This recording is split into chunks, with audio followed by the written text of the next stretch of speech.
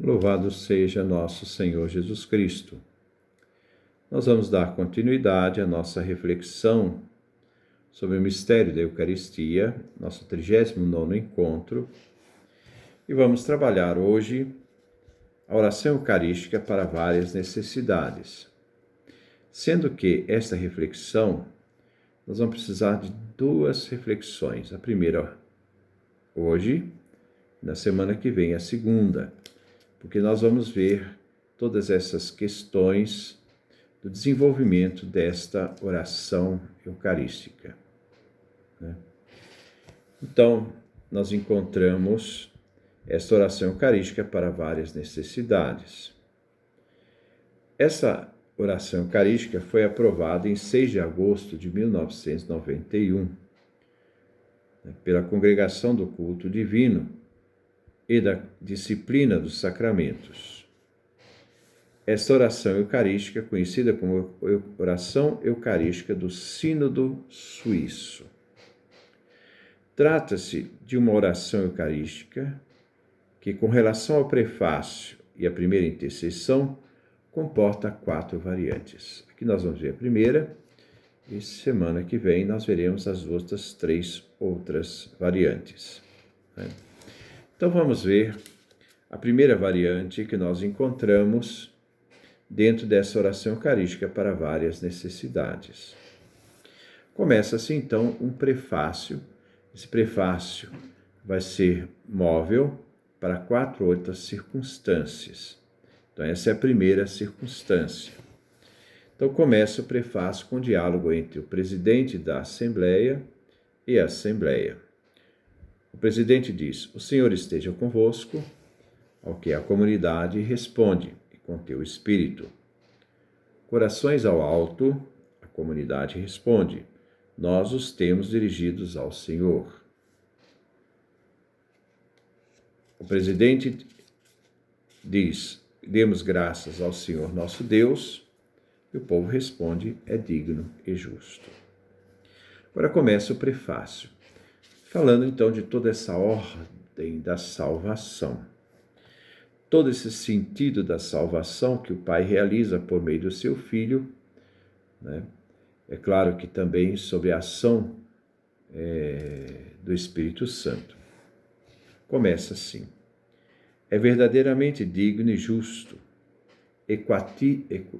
equitativo e salutar, que te demos graças, Pai Santo", sempre ao Pai. A oração eucarística do prefácio da ordem de toda a salvação, sempre dirigida ao Pai. Sempre e em todo lugar. Na questão de tempo, de espaço. Sempre e em todo lugar. Pai misericordioso e Deus fiel. 2 propriedades daquilo que Deus é na sua obra da salvação. Misericordioso e fiel. Porque nos deste Jesus Cristo, teu Filho. O Pai deu o seu Filho por nós, como Senhor, Kyrios e Redentor. Ele sempre se mostrou misericordioso para com os pequenos e os pobres.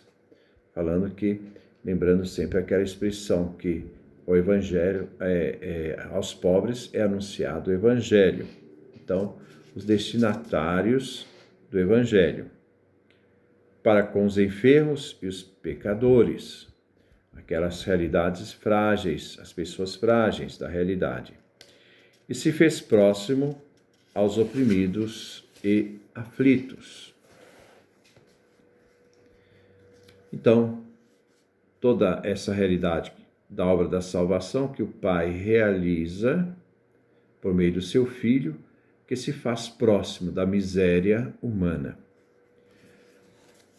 Com a palavra e com as obras, anunciou ao mundo que és Pai e tens cuidado de todos os teus filhos. O projeto do anúncio do Evangelho, que revela ao Pai e a forma como o Pai se preocupa conosco, os filhos.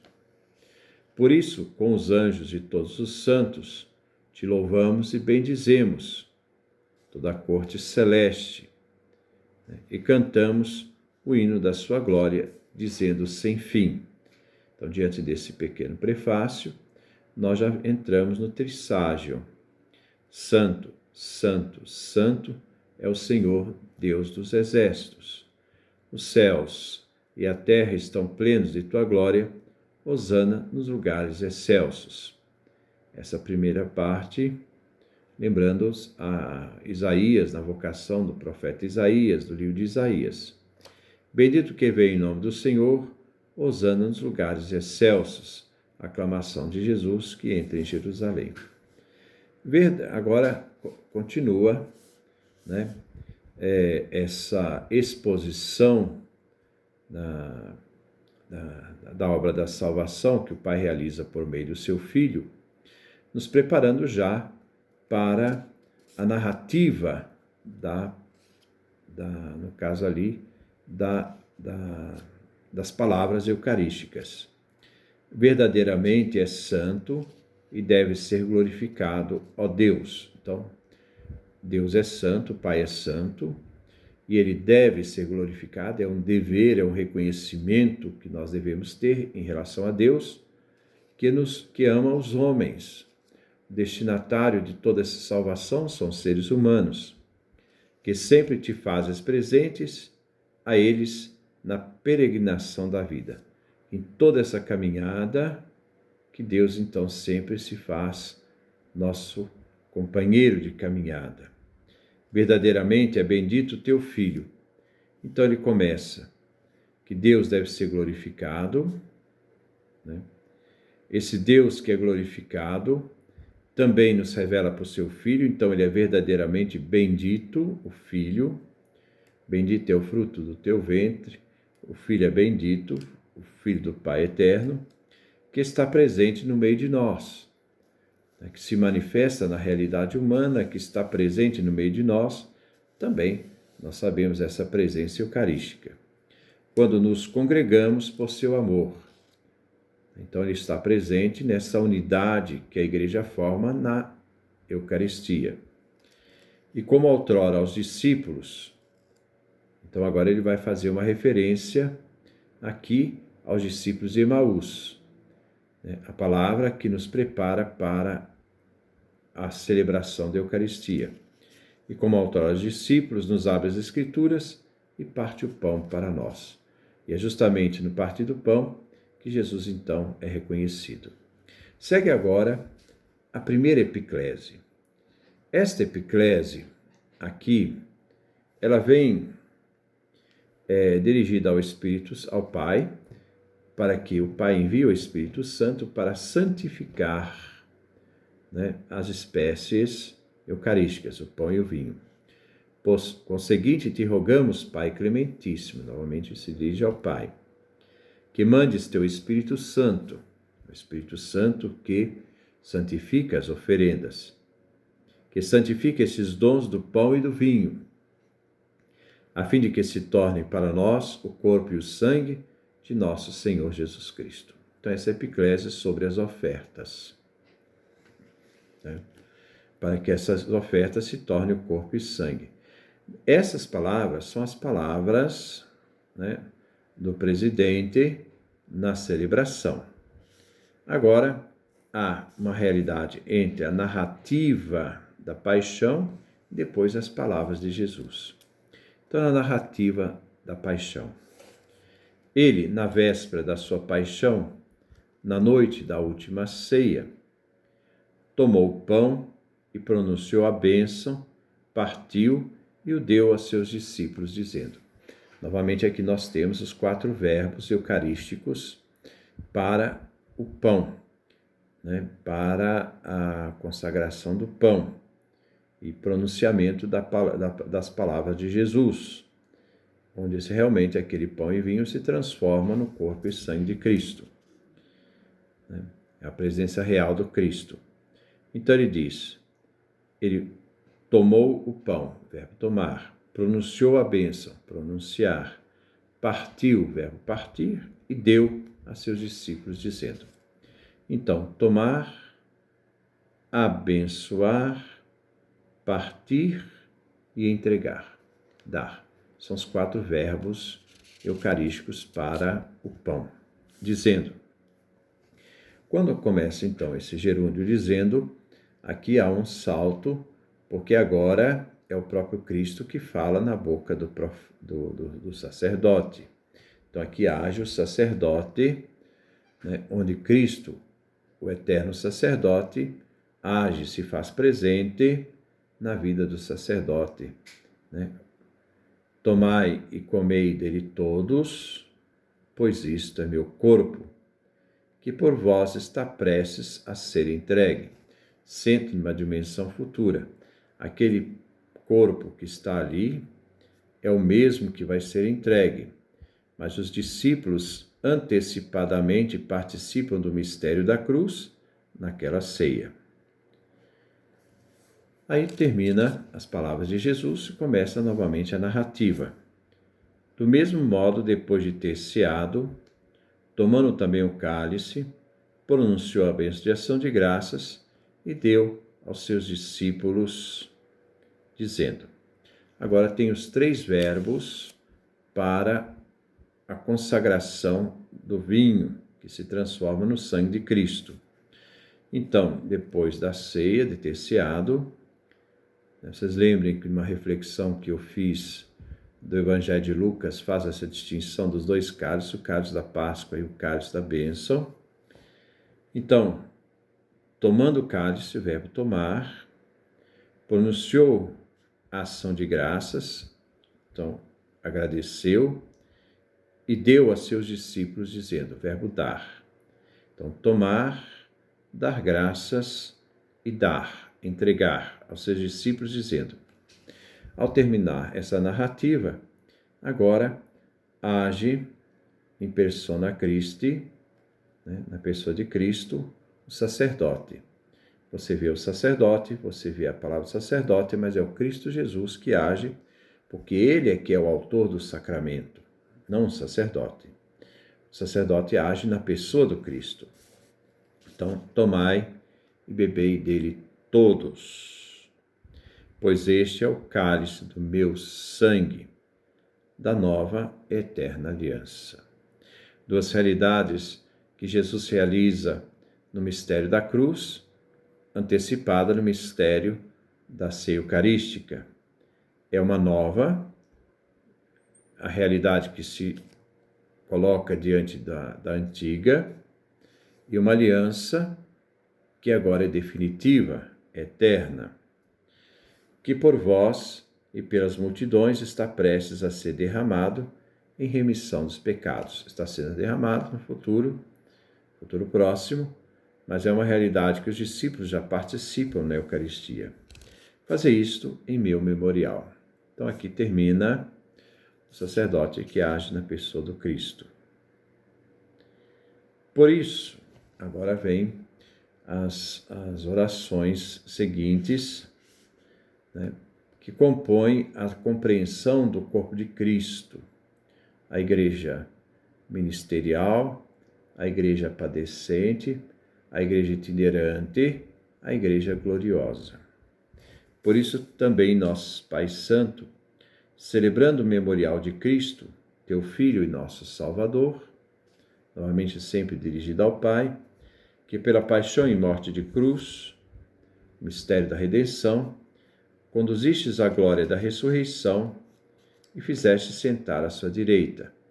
Esse Cristo que morre é o Cristo que ressuscita, é o mesmo, não é o outro, mas é também o Cristo que, levando a nossa humanidade na sua ascensão, está sentado à direita do Pai. Os orientais chamam isso de deificação, né? A realidade da elevação à divindade, da realidade da natureza humana em Cristo, transformada pela ressurreição. Anunciamos a obra da tua caridade, do teu amor, o Pai tem por nós, até que ele venha, colocando a dimensão escatológica, né? Aquele que virá. Então, a igreja, a sua existência na história, trabalha, né, justamente nessa dimensão histórica, na expectativa da plenitude do reino. Mas a igreja é, né, a continuidade da missão do Cristo. Não há uma descontinuidade da missão entre Cristo e seus discípulos e com seus discípulos na história a igreja. Não, há uma unidade. Eu já falei várias vezes, vou repetir de novo. Quando Jesus, no Evangelho de João, no capítulo 20, versículo 19 em diante, diz aos discípulos: como o Pai me enviou, eu também vos envio. A igreja é a continuidade da missão que o Pai confiou ao Filho, o Filho confiou aos discípulos. Não existe um rompimento, não existe uma separação, há uma unidade. Por isso, então, eu também. O também aqui diz que Jesus dá essa continuidade, passando aos discípulos esta missão, que devem cumprir essa missão. Para assistir os discípulos nessa missão da história, é confiado então ao Espírito Santo. Recebei o Espírito Santo. Então, o Espírito Santo é a terceira pessoa divina, é Deus mesmo, que acompanha a igreja na história. Então, e te oferecemos o pão da vida, o cálice da bênção, né? Então, esse Jesus Cristo, que está junto do Pai que virá, né? Ele tem essa realidade da questão histórica, a igreja caminha da história, e toda vez que se celebra, nós anunciamos essa obra da caridade do Pai, né? Até que o Filho venha, e te oferecemos o pão da vida e o cálice da bênção. Então aqui nós já temos essa realidade da transformação do pão em carne de Cristo, corpo de Cristo, e no vinho em sangue de Cristo. Agora vem uma epiclese sobre os comungantes. Olha propício a obra da tua igreja. Essa igreja pertence ao Pai, né? Porque toda a obra da salvação pertence ao Pai, é princípio e fim de toda a realidade, na qual apresentamos o sacrifício pascal de Cristo. Esse sacrifício pascal, né, que Cristo é a Páscoa do cristão, é oferecido ao Pai, que nos foi entregue, e concede que, pela virtude do Espírito da tua caridade, então a evocação do Espírito sobre a igreja, sejamos contados desde agora até o dia da eternidade, na realidade histórica até a eternidade, entre os membros do teu Filho, isto é, do corpo do teu Filho, cujo corpo e sangue comungamos. A Eucaristia gera a unidade da igreja, esta igreja que caminha na história até a consumação dos séculos. Aí ele começa lembrando a igreja como um todo, a igreja ministerial.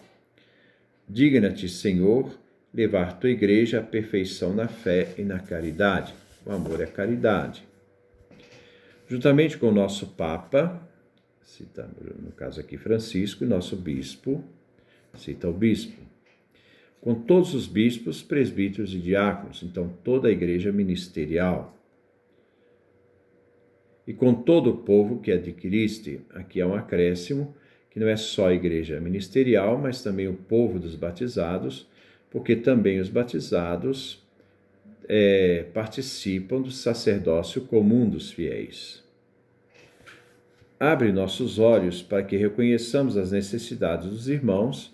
Então, essa atitude de olhar para a história, olhar a realidade humana, inspira-nos palavras e obras, atitudes concretas, para confrontar os que padecem, os que são oprimidos, porque se Jesus foi aquele que esteve unido aos oprimidos, que deixou sua palavra aos necessitados, né? Como aqui diz, se mostrou misericordioso para com os pequenos e pobres, para com os enfermos e pecadores, se fez próximos aos oprimidos e aflitos. Agora também a igreja, cabe à igreja como corpo de Cristo, ter essa sensibilidade e testemunho que nasce da fé, tá? Para olhar a realidade daqueles que mais necessitam. Então, para confortar os que padecem, os que são oprimidos, faze com que os sirvamos sinceramente. Então, essa igreja esteja sempre a serviço daqueles que precisam, seguindo o exemplo de Cristo e seu mandamento. Tua igreja se mostre como um testemunho vivo. Então, fala essa igreja itinerante, essa igreja presente que faz com que a realidade da fé se torne uma realidade concreta, da verdade e da liberdade, né? Da verdade divina, da liberdade, porque não somos escravos, né? Somos servos, mas não escravos, da paz e da justiça, para que todos os homens se reanimem para uma nova esperança. Então, depois de falar dessa igreja itinerante, lembra a igreja padecente. Lembra-te de nossos irmãos, aí cita os nomes, que dormiram na paz do teu Cristo, isto é, aqueles que estão na mansão dos mortos, aqueles que morreram, e de todos os defuntos. Então não é só os cristãos, mas também todos que morreram, independente de fé, independente de quem seja, a todos são destinados esta oração da vida, e todos os defuntos cuja fé só tu conheceste. Quer dizer, nós não podemos julgar a fé de ninguém, porque nós, às vezes, nós não nos conhecemos nem a nós mesmos e nos arvoramos na liberdade de julgar os outros. Não, Deus nos conhece intimamente e plenamente. Admite-os a gozar da luz do teu rosto, a súplica para que eles participem da eternidade, e dá-lhes a plenitude da vida na ressurreição. E ele diz, concede também a nós, terminada a peregrinação terrestre, e começa então a lembrar a igreja triunfante, né, para que quando terminarmos nossa caminhada neste mundo, chegar à morada eterna, onde viveremos sempre contigo, eternamente contigo, em comunhão com a bem-aventurada Virgem Maria, Mãe de Deus.